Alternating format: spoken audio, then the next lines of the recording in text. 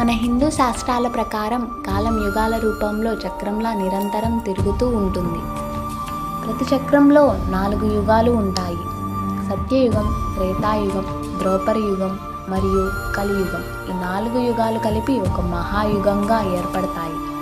ఒక మహాయుగం మొత్తం 43,20,000 సంవత్సరాలు కొనసాగుతుంది. మొదట సత్యయుగం. ఇది 17,28,000 సంవత్సరాలు కొనసాగింది. యుగంలో ధర్మం 100% సంపూర్ణంగా ఉండేది. ధర్మం 4 కాళ్ళపై నిలిచి ఉండేది. అసత్యం, లోభం, అహంకారం లేవు. ప్రజలు సత్యవంతులు, శాంతియుతులు.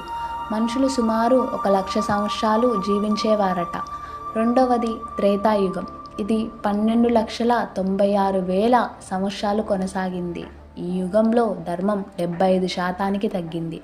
ధర్మం 3 కాళ్ళపై నిలిచి ఉండేది.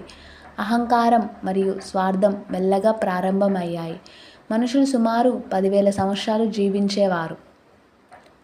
మూడవది ద్రౌపదయుగం. ఇది 8,64,000 సంవత్సరాలు కొనసాగింది.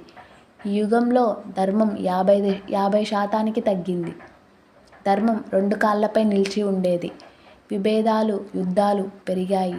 మనుషులు సుమారు 1000 సంవత్సరాలు జీవించేవారని చెబుతారు. చివరిగా కలియుగం. ఇది ప్రస్తుతం నడుస్తున్న యుగం.